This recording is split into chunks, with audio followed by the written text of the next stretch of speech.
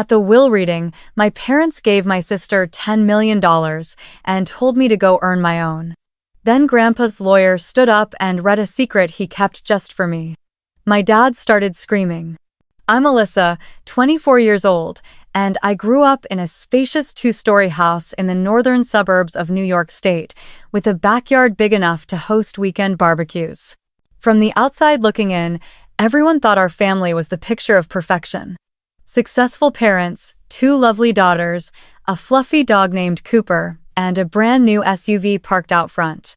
But inside those cream-painted walls was a world where every glance, every word, every ounce of affection tilted only in one direction. From a very young age, I understood that in this house, Emma was the one who was cherished, and I was the one who had to learn how to sacrifice. Emma was 2 years younger than me, but ever since she could speak, she'd been called the little princess of the house. She had her own room painted pastel pink, with crown-printed curtains and an entire shelf full of dolls and stuffed animals gifted by our parents on every birthday. And me?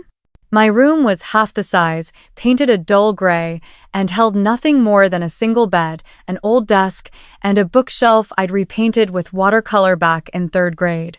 The only time I ever got a stuffed animal was when I had a fever for 3 days straight, a discounted toy from a thrift shop. Mom handed it to me and said, "You have to learn to appreciate what you have." Emma's birthdays were always grand events held in fancy hotels, with 3-tiered cakes, Disney princess themes, professional photographers, and once even a woman dressed as Elsa singing live. Mine, on the other hand, usually meant a quiet dinner at home with a small cake Mom grabbed last minute from the supermarket. No balloons. No extravagant gifts. For years, I wrapped books as presents for myself, placed them on the table, and pretended to be surprised when I opened them. When I once asked Mom why she didn't throw parties for me like she did for Emma, she patted my head and said, "You're older now. Being frugal is a virtue. Let's save the fun for your little sister." 1. I was always a good student. Every semester, I brought home certificates of excellence, straight-A report cards, math awards, reading contests. But my parents' praise was limited to a few words. "Yeah, we know. You're supposed to be good." But when Emma posted an off-key singing clip on TikTok and got a few hundred views, the whole house lit up. Dad shared the video on Facebook with the caption, "Here's the artist of the family." Mom gave Emma an expensive toy microphone and said, "You were born to shine, sweetheart." And me? I once won a gold medal in a statewide science competition. When I told Dad, he barely looked up from his newspaper and casually said, "That's nice. But don't forget to do the dishes tonight. Your mom's tired." I wasn't jealous of Emma. I didn't hate her. But I hated the feeling that I always had to be the one who understands more, spends less, gives way. Since I was 10, the phrase, "You're the older sister, so," became the opening line of every conversation at home. "You're the older sister, so you need to give in. You're the older sister, so you should set an example. You're the older sister, so take care of yourself." But not once did anyone say, "You're the older sister, and you deserve to be loved too." Gradually, I learned to stay silent. I stopped bragging about my grades. I stopped asking for anything on my birthday. I stopped expecting compliments or attention. I shrank into a shadow inside the very house I once called home. I became good at enduring, good at listening, good at giving, but increasingly unfamiliar with what it felt like to be loved unconditionally. And in all those quiet moments, there was only one person who made me believe I was worth more, my grandfather, Samuel. But he was a quiet man, and I never expected that what he left behind for me would change my life forever. I still remember vividly the scent of old books and black tea in Grandpa Samuel's small house, a single-story home at the end of a maple-lined street, where everything was as neat as something out of an old novel. He'd lived there alone ever since Grandma passed away, and even after many years of retirement, he kept the same habits, wearing a crisp white shirt, a dark silk tie, and reading the newspaper at precisely 7 each morning. To outsiders, Samuel was a stern, reserved old man, a once-renowned litigation lawyer in New York for over 3 decades. But to me, he was the only one who had ever truly seen me not with scorn or indifference, but with a gaze that made me feel like I was something worth remembering. Since I was 8, Mom often sent me to Grandpa's house every weekend, mostly so she and Emma could have their girly time together, going to the spa, shopping, taking family photos I was never a part of. But I never felt bothered. Because in that small house, I could breathe. I could be still. I could be myself. Grandpa wasn't a man of many words, but he always placed a second teacup on the table the moment I walked in. No scripted greetings, no hollow praise. Just a quiet pour of tea and a gesture toward the chair across from him. "Did you bring a book, bright one?" Bright one. That's what he called me, ever since the day I learned to read faster than the other kids in class. He said not everyone loves to read, but those who love words often know how to love themselves, too. When I turned 10, he gave me my first real book, not a children's story, but Thinking, Fast and Slow, by Daniel Kahneman. It was thick, dense, filled with complex ideas. But he didn't give it to me like a child's gift. He gave it like a declaration of belief. You're smarter than they think. Don't let the way they treat you make you doubt that. We used to play chess every Saturday afternoon, the ticking of the old clock filling the silence of the room. Every move he made had intention. And whenever I misstepped, he wouldn't correct me, he'd simply ask, "Are you sure about that?" Over time, I learned to see more than one step ahead, to think deeper than a single word, to sense the unspoken silences within myself. Sometimes, he'd tell me stories from the courtroom tales of people who were right but lost because their voices weren't loud enough, and others who were wrong but praised because they knew how to hide the truth. I once asked him, "Then where's justice, Grandpa?" He just gave a faint smile, eyes distant, and said, "Justice doesn't come from blind love. It comes from the courage to stand up when you've been cast aside." That sentence stayed with me long after, even when I didn't fully understand it at the time. Grandpa never spoke ill of anyone in the family. He never intervened, never contradicted my mother when she scolded me for not being perfect enough, or when Emma stole the spotlight during holidays. But his eyes always held a quiet gentleness when they met mine, as if he were saying, "I see it. I understand. I can't change them, but I believe in you." And that alone was enough strength for me to keep going. A few times, I overheard Mom telling Dad's getting old. He doesn't need to be so strict with Alyssa." But what they didn't know was that it was exactly his strictness that made me feel respected. Not like a child who needed coddling, but like someone who could think for herself, make her own choices, walk her own path. When I turned 12, he had me write down 3 life goals, then urged me to sign it. Your first contract with yourself. And whenever I accomplished something, he never made a fuss. He simply nodded and said, "One step closer." I didn't know what Grandpa had left for me in that letter, but if I had ever learned how not to beg for recognition, it was because of him. If I knew how to get back up after every wound without turning myself into a victim, it was because he planted the first seed. And if I sit here today not crying, not angry, not breaking, it's because I remember with perfect clarity the last line he ever wrote to me in a simple birthday card: "You don't need to be chosen to shine. You just need to keep walking in the dark, and the light will find you." I started working at 16, while my classmates were busy planning for prom or debating what color dress to wear. I got a job at a small coffee shop downtown, a place that smelled of fresh pastries in the morning and turned dead silent after 8 p.m. On my first shift, I stood at the sink washing mugs for 3 straight hours, my hands shriveled like overboiled bamboo shoots. But I didn't complain. Every dollar I earned was one step closer to freedom. I kept a written log of every expense, saved every single cent in a glass jar hidden under my bed. Not because I was poor, but because I didn't want to owe anyone anything. I didn't want to be called a freeloader in my own house. I chose finance as my major not because I wanted to be rich, but because I realized early on that money was the only language the adults in my family truly respected.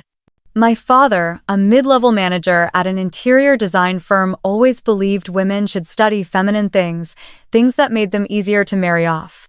When I got accepted into a pre-college business program in financial management, he smirked and said, "Why study all that? It's not like we're short on money. Or are you planning to be some CEO someday?" My mother sat beside him in silence. No one asked me why I chose that major, why I stayed up night after night until my eyes blurred. They only saw my effort as odd, as unusual. In contrast, Emma dropped out 3 times in 2 years and still got consolation parties. Every time she switched majors from drama to fine arts, then to fashion design, my parents called it self-discovery. When Emma said she wanted to go to France to find artistic inspiration, they sold part of their stock portfolio to fund the trip. "She needs new experiences to grow," my mother said. But when I asked for money to pay for the SAT registration fee, Mom sighed and said, "Can't you ask your teacher if there's a scholarship for that?" I didn't blame them. I just stayed quieter, worked harder. Outside of school hours, I picked up extra shifts cleaning the school library, tutored underclassmen in math, even babysat on weekends. Some days, I juggled 3 jobs, came home exhausted and aching, only to be told I still had to do the dishes because Mom said, "You're the older sister. Housework is your responsibility." On nights when I dozed off on my desk, I often dreamed of a different life, one where I didn't have to prove I deserved it. In 12th grade, I applied for a full-ride scholarship. I prepared the application entirely by myself, wrote the essays alone, filled out every single FAFSA form without anyone in the house even knowing. I didn't dare tell my parents because I knew they would only say, "You think you're capable of that?" And then, on a gloomy March day, I got the acceptance email from Wharton, the most prestigious finance program in the country. I didn't cry. I just stood frozen in front of my computer, lips trembling from joy, disbelief, and loneliness. Because I knew, in that moment, no one in my family would truly grasp what it meant. That evening, I folded the acceptance letter neatly, placed it on the dinner table, and said firmly, "I got a full scholarship. I'll be moving to Philadelphia this fall." No one clapped. No one hugged me. Dad took a long sip from his glass, then chuckled, "Smart girl, but you waited this long to say it? Well, at least it won't cost us anything." Mom didn't smile. She just asked, "Then who's going to drive Emma to school if you're not here?" I clenched my teeth. I wanted to scream, "I'm not a chauffeur, not a babysitter." But I stayed silent. I understood then in their eyes, I would never be a source of pride. I was merely the fallback when needed, the one who took over house chores whenever Emma was busy being creative, the daughter they never wanted to invest in, yet always expected to endure. And because of that, I decided I would leave. Not just to study far away, but to break free from the role of the good, obedient daughter that I had been forced to play for the first 20 years of my life. I wouldn't ask for permission. I wouldn't announce it. I would simply walk away quietly, gently, and never look back. Because I knew, if I didn't step out of that cage, no one in that house would have ever believed I had wings. I was standing by the window on the 14th floor of the Glass and Cohen building, a financial investment firm in the heart of New York, when my phone buzzed. A strange number lit up the screen, and when I answered, the woman's voice on the other end spoke gently. "I'm sorry. I'm calling from Greenwood Nursing Home. We regret to inform you. Mr. Samuel Whitmore passed away this morning." In that moment, the city skyline outside the Glass turned hazy and unreal. I couldn't speak. I just stood there in silence, gripping the phone tightly, my chest hollow. I thought I was used to loss, used to not belonging anywhere, but this time was different. He had been the only one who ever truly saw me, who ever listened without judgment. And now, he was gone. I caught the earliest train back to town. The ride took over 3 hours, winding through forests bathed in autumn reds, but I felt nothing except the crushing weight in my chest. When I arrived home, Mom looked up and said, "Oh, you're back. The funeral's at 10 tomorrow morning, don't be late." No hug. No questions about how I'd been living, how work was going, whether I was okay. Emma was in the middle of curling her hair, phone in hand, giggling as she scrolled. "Don't wear anything too old and black, okay? There'll be local press at the service," she said with a smirk. I looked at my sister and didn't know what to say. While I was choking on every silent wave of grief inside me, everyone here was prepping for another performance, a perfect family show. The funeral took place at the old church Grandpa used to bring me to on holidays. But today, the place was packed with strangers, camera flashes blinking nonstop, and most of the attention fell on Emma, the heir to the family name. She wore a tight black dress, oversized sunglasses, and now and then dabbed at her eyes in theatrically timed gestures. My parents sat in the front row, chatting with familiar faces, while I was placed in the back, like a distant acquaintance. No one asked where I was working. No one knew I had just completed an internship at one of the top firms on Wall Street. To them, I was still just Alyssa, the quiet one, the underwhelming one, the one who never gave them anything to brag about. As the casket was carried outside, I stood alone beneath a maple tree, the breeze slipping through my thin coat, making me shiver but not from the cold. I watched him one last time and whispered in my heart, "I'm sorry for not saying goodbye in time." As the crowd slowly dispersed, my parents and Emma were surrounded by condolences and familiar arms, while I quietly made my way toward the parking lot like a ghost. I didn't know what I was hoping for, only that something inside me still refused to let go. 3 days after the funeral, I received a strange call. A deep, composed male voice spoke on the other end. "Hello, this is Harold Cartwright, Mr. Samuel's private attorney. He mentioned you in his will. We'll be holding the reading next week. We hope you can attend, as there are certain items he left specifically for you." For a split second, my heart pounded.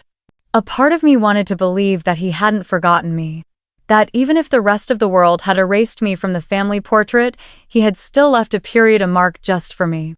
Something not made of money, but made of recognition. A way of saying, "I see you." I nodded, even as my throat tightened. "Yes, I'll be there." For the first time in years, something faint stirred inside me, hope, and I had long forgotten what that felt like. The room where the will was to be read was inside an old red brick building in the center of town, each brick steeped in time and silence. Light streamed in through tall windows, casting a thin, golden thread across the long wooden table. I sat at the far end, quiet, fingers intertwined beneath the table, while the rest of my family, my father, mother, and Emma, claimed the head of the table as if they were the honored guests of some prestigious award ceremony. Emma wore a chic cream-colored suit, her hair in soft curls, nails polished to match, eyes gleaming with anticipation but not a trace of worry. My mother carefully adjusted the collar of my father's shirt, like everything was playing out exactly as planned. Attorney Harold Cartwright sat at the other end, slowly flipping through neatly clipped documents in a leather folder. He glanced at each of us before speaking in his calm, steady voice. "As per the wishes of Mr. Samuel Whitmore, we will now proceed with the formal reading of the will, signed on February 12th, 3 years ago." No one said a word. I kept my eyes fixed on the table, my nerves stretched tight like a wire, though my face remained unreadable.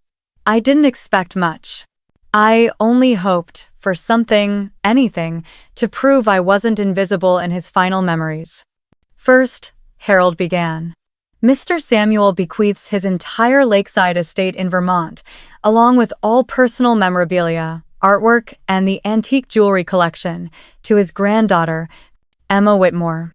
I saw Emma tilt her head slightly, unsurprised. My mother pressed her lips together to hide a triumphant smile. My father nodded in approval, patting Emma's chair with satisfaction. Harold continued.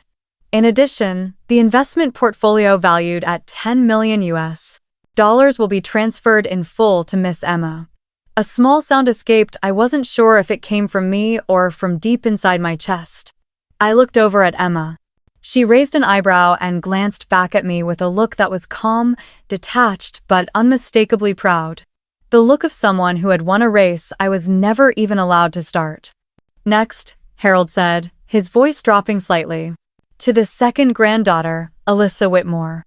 I held my breath, my heart pounding against my ribs like it was screaming to be seen, to matter. Mr. Samuel leaves a final message. Learn to be self-reliant. It is the greatest asset a person can own. The room fell into silence. A heavy, suffocating silence that seemed to collapse from the ceiling straight onto my shoulders. I slowly lifted my head, eyes glazed, staring at Harold, hoping he had misread something. But he only gave a soft nod, as if he had just completed the last sentence of a formal announcement. An assistant placed a single sheet of paper in front of me, cleanly typed, with just one italicized line. Self-reliance is the only path to freedom. No name, no signature, nothing but emptiness. My father exhaled, as though checking off his final obligation. He turned to my mother and smiled contentedly. My mother glanced at me once, then turned away. Emma caught my gaze, shrugged, and whispered, "Guess he didn't think you'd ever amount to much either." I clenched the paper in my hands. Didn't cry, didn't smile. I just felt myself slowly slipping out of that room, as if my body was still seated there, but my spirit had vanished. As if I had never really existed in their hearts. And if I had existed in his, then why did everything have to end with a message so hollow? I stood up quietly. No one stopped me. No one called me back.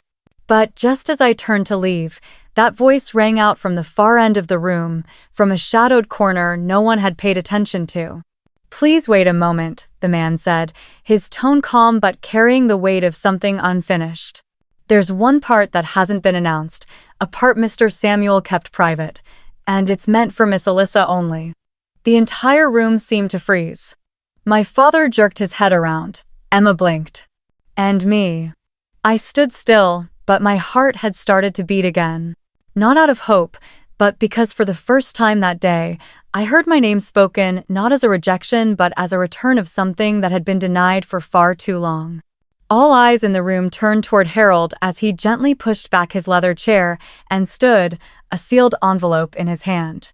His hand was steady, but his voice grew slower, as if he was carrying something heavier than any financial worth. "With permission, I will now read the supplementary clause handwritten and attached to the original will, but withheld from the official reading by Mr. Samuel Whitmore's personal request," he said, looking directly at me. I sat frozen, my fingers still gripping the sheet of paper that read, "Learn to be self-reliant." As the room grew heavier with each passing second, as though everyone was holding their breath, Emma furrowed her brow. My mother glanced toward my father, silently asking for an explanation, and my father raised an eyebrow in growing suspicion. Harold opened the envelope and pulled out a letter, written in familiar handwriting slightly slanted, sharp, undeniably my grandfather's. Harold cleared his throat and began reading aloud, each word delivered slowly, as if every sentence had been written with the last beat of a devoted heart. "If Alyssa is hearing this, it means I'm no longer here to tell you in person. But know this, not a single day of my life did I ever see you as forgotten." I froze. My hand gripped the side of the chair. My eyes widened. My heart skipped a beat. "I saw you grow up in silence. I saw you working your first job at 16. I saw the scholarship applications you submitted, the journal entries you wrote about dreams no one ever asked about, and I stood in the shadows, watching you move forward alone." A lump formed in my throat, rising like a wave. The room around me faded, as Harold's voice continued through the quiet. "You never asked for anything, never complained. But that doesn't mean you didn't deserve to receive. That's why I've set aside 40% of the investment fund I began building 15 years ago. Every dollar, every gain I signed in your name, because I believe that one day, you'll know how to use it better than anyone else." My mother clutched her mouth, too stunned to speak. Emma leaned forward, her lips parted as if about to protest. My father shot up from his chair, face flushed red, ready to argue, but Harold silenced him with a single firm gesture. He placed a dark blue leather file in front of me, the words engraved in gold. "Alyssa Whitmore Beneficiary Ownership File." The current total valuation of the fund, including equity, assets, and accumulated returns, has been recently appraised at approximately 24 million US dollars. The words dropped into the room like a bomb. A soundless impact only my heart could hear. I stared at the file in front of me as if it weren't real. My vision blurred for a moment, not because of the money, but because of what lay beneath that number. Recognition, protection, and love, quiet, unwavering love from the only person who had ever believed I didn't need to prove my worth to deserve being loved. Harold folded the letter and looked directly at me, his eyes carrying a compassion I had never seen in him before. Mr. Samuel wanted you to know. He never abandoned you. He was simply waiting for the right time to say it, when you were strong enough to understand and independent enough not to be swayed by money. I sat there, saying nothing, yet tears had begun to stream down my face without me realizing it. And for the first time in years, I didn't feel ashamed of letting my emotions show. Because for the first time, I didn't feel alone. The leather chair my father sat in slammed backward as he jumped to his feet, his face flushed with rage, as if the blood had rushed to his head all at once. He pointed straight at me, his voice cracking like thunder in a room already weighed down like stone. "This is impossible. That girl did nothing. She doesn't deserve this. She didn't take care of my father. She's been away. She's done nothing for this family. And now he gives her everything?" His voice splintered into a roar, not just from the loss of inheritance, but from the blow to his pride. He couldn't bear the truth that the daughter he had always dismissed, the silent one, the shadow, had been the one his father trusted most. But Harold stood his ground, unwavering in the face of my father's fury. Calmly, he opened a thick binder filled with fine print and pages of detailed investment records, and he placed it firmly on the table. Every investment, from the first equity fund in 2009 to insurance contracts and smart asset portfolios, was registered under Miss Alyssa Whitmore. Every transaction was signed in Mr. Samuel's hand and fully notarized with legal certification. He slid the binder toward my father, his gaze like a blade. "All legal. All clear. And none of it can be contested." My father fell silent. He stared at the numbers in front of him like he couldn't comprehend them. "This is a joke," he muttered, then lifted his eyes to mine, eyes filled with a mix of hatred and disbelief. My mother sat next to him, her hand clutching the edge of her dress, her expression blank, as if the world had flipped upside down and she no longer knew where to place her feet. She didn't cry. She didn't speak. She just looked down at the floor, and I wondered, did she feel even the smallest pang of regret? Emma sat across the table, her shoulders trembling slightly. She didn't scream or lash out like Dad. Instead, she slowly removed her glimmering earrings, placed them on the table as if their shine had suddenly become too heavy. Her eyes shimmered with moisture. I expected jealousy.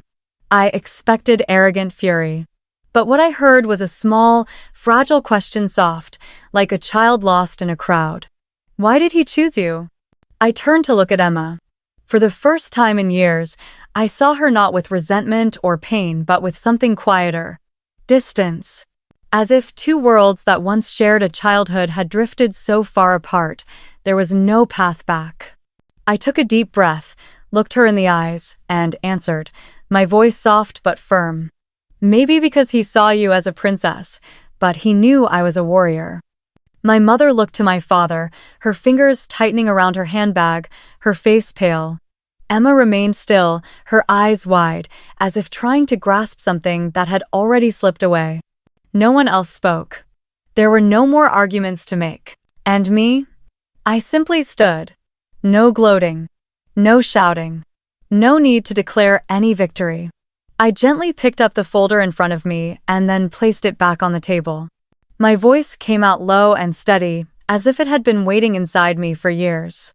"I don't need to fight for anything, because I know the most valuable thing he left me wasn't the money, it was his trust." I looked straight at my father, the man who had always said I was too serious, too stubborn, too different. The man who used silence to shrink me and favoritism to make me believe I was nothing more than a shadow no one needed. I didn't hate him. I simply looked at him the way you look at an old chapter full of errors, blank spaces, and one you've decided not to reread again. Thank you for teaching me how to be self-reliant, I said, eyes locked with his. Because now, I'm going to live exactly that way. I turned to my mother, the woman who once called me a burden when I said I wanted to study abroad. She was still staring at me, but her eyes were empty. Maybe she was thinking about the lakeside estate they no longer owned. Or maybe she was thinking about Emma, the daughter they had poured everything into, now suddenly so small in the world I was stepping into. I didn't hug anyone, didn't bow, didn't nod. I simply turned and walked away. My shoes tapped across the old tiled floor, each step echoing through the room like the hush of twilight settling in. But there was no hesitation in my stride. My steps were steady, quiet, and full of certainty, as if, finally, I had stepped out of the invisible cage that had held me prisoner for so many years. And this time, I didn't need anyone to follow me to confirm I was right. I didn't need applause. I didn't need a reluctant nod of approval. I only needed one thing: freedom. And I had just touched it with my own hands. A year passed like an old dream, but not the sorrowful kind I used to flail through. It was a new kind of dream, quiet, free, and startlingly real. I no longer lived in a temporary rental in New York, no longer counted pennies before buying a hot cup of coffee. Now, I run a nonprofit named after him, the Samuel Initiative for Resilient Youth, an education fund for students who've been wounded by their own families. Children whose dreams were never encouraged, who were dismissed, compared, labeled as ungrateful for daring to be different. I was once one of them. And now, I build bridges so others won't have to swim through the same loneliness I did alone. I didn't create this organization out of revenge. I did it because I know what it feels like to be forced to walk in the dark, and I know, even more deeply, the value of a hand that reaches out at the right moment. We fund scholarships, host workshops, connect students with psychological mentors and peer allies. Every time I receive an email that says, "Because of you, I don't feel invisible anymore," I know, he's smiling. 3 months ago, I got an invitation from TED asking me to share my journey on the main stage in Austin. They titled the talk, "The Power of Being the Unchosen." I stood backstage wearing a simple white shirt, a small pin fastened at the collar engraved with the words, "Bright One," the last gift he gave me before he passed. I stepped into the light, and though the spotlight hit me straight in the face, I didn't flinch. I felt safe standing in a space where I no longer had to shrink myself to fit anyone's mold. I spoke about my childhood, about the little gray-painted room, about the awards I brought home that were only met with a flat, "Yeah, we know." I spoke about the empty chair at my college graduation, about the message in the will. Learn to be self-reliant, and the letter he left behind, like a key that finally unlocked the door I had kept shut for years. I said I didn't hate my parents, because if they hadn't done what they did, I wouldn't have grown strong enough to walk this far. I said I was even grateful to those who abandoned me, because they were the reason I never abandoned myself. When I finished the talk, the audience rose in a standing ovation. The sound rippled like waves, not waves from the ocean, but waves of recognition, from hearts that had quietly endured and suddenly saw their own story reflected back to them. I stood there, still for a moment, and I realized. This was the first time in my life I had ever been applauded, without having to become someone else. Last week, I was invited to visit a high school classroom, one of the places where our organization had awarded scholarships to 10 new students. I walked in, soft golden sunlight pouring through the windows, young faces turning to look at me, and then applause. No one told them to do it. No one trained them how. It was instinctive because they felt something in my presence. But now, the world was doing it in their place, and with a sincerity no hollow birthday celebration for my sister could ever match. I no longer need anyone to tell me I'm worthy. I don't need my mother's gaze or my father's nod to validate my existence. Because I've rewritten my story in ink made of courage, on paper folded from old wounds. And I'm not stopping here. Because if he could believe in me when my entire family didn't, then I will believe in those who've been forgotten, those who only need one flicker of light to find their way back to themselves. I sit alone in my small apartment in Austin, where the sunset spills gently through the glass window. Outside, the streets are still alive, people rushing past one another like they're all chasing something they haven't yet learned how to name. In my hands is a photo of my grandfather, in a dark suit, his hand resting on my shoulder when I was 12. He doesn't smile in the picture, but his eyes shine, as if they're saying, "Keep walking, and one day, they'll understand why you didn't stay." I don't resent my family anymore. I don't need to. Because after everything, I've come to understand one truth. Not everyone who gives you life deserves a place in it. Blood doesn't define respect. Genetics don't guarantee love. And sometimes, the only person who truly needs to choose you is you. I used to think justice meant my parents realizing their mistakes, apologizing, clapping for the things I achieved. But now, I understand. Justice doesn't always come from the applause of your family, it comes from the quiet recognition of your own heart. When you know you are enough. When you no longer wait for someone else to say it. When you lift your chin and walk forward, even if no one's behind you to see you off. If you're watching this video and there's a part of you that has ever felt abandoned by your own family, I want you to know you are not alone. I see you, I understand you. And you don't have to keep proving anything. If you still believe you deserve to live a kind, meaningful life, that belief is already enough. If you've ever been made to feel lesser inside your own home, leave a comment. Share your story, even if it's just one line, one wound, or one moment you were left out of a family dinner. Because sometimes, being heard is the first step to healing. And if this story spoke to you, share it. Somewhere out there, someone might need to hear exactly what you just heard. And subscribe to the channel so you don't miss more healing stories, imperfect journeys, told with pride. Because in the end, even if you walk alone, you still deserve to arrive. Thank you for listening. I'm Alyssa, and I'm not a princess. I'm a survivor. I'm the one who stepped out of the shadows.